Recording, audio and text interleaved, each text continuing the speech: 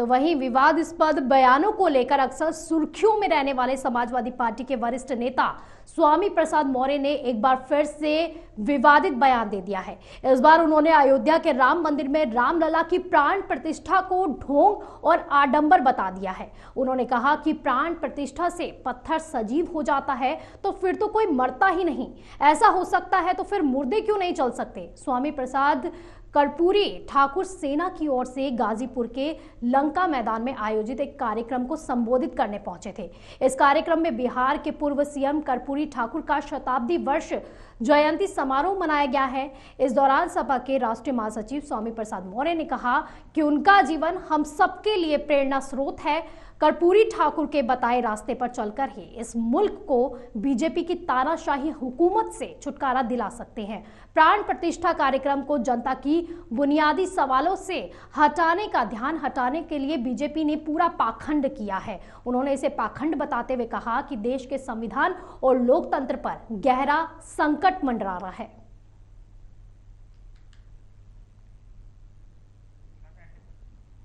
तो अक्सर ही अपनी विवादित बयानों के चलते स्वामी प्रसाद मौर्य जो है सुर्खियों में बने रहते हैं और एक बार फिर से उन्होंने राम की प्राण प्रतिष्ठा को लेकर विवादित बयान दे दिया है।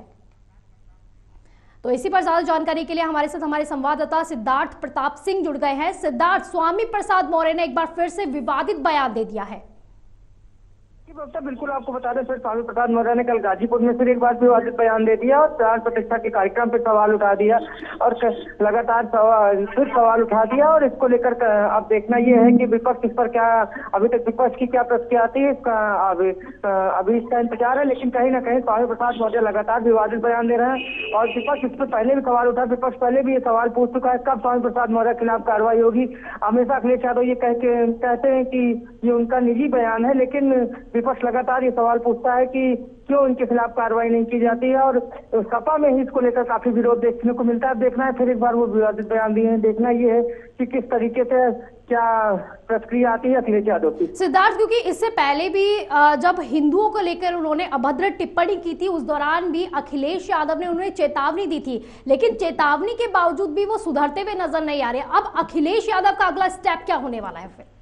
जी बिल्कुल, अब देखना यह है कि लगातार विवादित बयान इसके पहले भी, ये पहली बार नहीं है, लगभग लगातार वो इस तरीके के बयान देते हैं, लगातार इस तरीके के बयान देते हैं, लेकिन उनके खिलाफ कोई कठोर कार्रवाई नहीं की जाती। पार्टी के अंदर ही, उनके पार्टी में ही जो कई विधायक ऐसे हैं वो लगातार सवाल इस मामले को लेकर उठा चुके हैं। राकेश सिंह की बात कर लें, चाहे मनोज पांडे की बात कर ले, उन्होंने भी सवाल उठाया, लेकिन अभी तक कोई ठोस कार्रवाई नहीं की गई है। देखना यह है कि इसमें क्या करती है।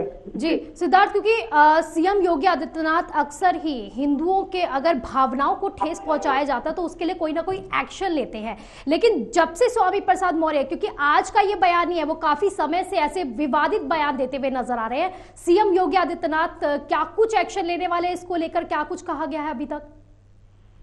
देखिए बिल्कुल बीजेपी के अभी बयान का इंतजार है, लेकिन इसके पहले भी बीजेपी के कई नेता हैं जो उनके खिलाफ मुकदमा भी दर्ज करा चुके हैं और जहां जहां इन्होंने बयान दिया है तो कहीं ना कहीं देखना ये विपक्ष भी इसको लेकर लगातार सवाल करता है। देखना ये विपक्ष की क्या प्रतिक्रिया होती है, देखने वाली चीज होगी। लेकिन विपक्ष तो ठीक है, लेकिन अखिलेश यादव खुद इसको लेकर नाराजगी जो जता चुके हैं, उनके पार्टी के कई नेता जो जता चुके हैं, विधायक जता चुके हैं, लेकिन अभी तक वो सुधरने का नाम नहीं ले, लगातार इस तरीके का बयान दे रहे हैं। अब देखना ये है कि उम्मीद ये जताई जा रही है कि अखिलेश यादव इस पर जल्द प्रतिक्रिया देंगे और अखिलेश यादव जी, और आगे क्या कुछ एक्शन इन पर लिया जाता है। बहुत बहुत शुक्रिया सिद्धार्थ आपका इन तमाम जानकारी के लिए।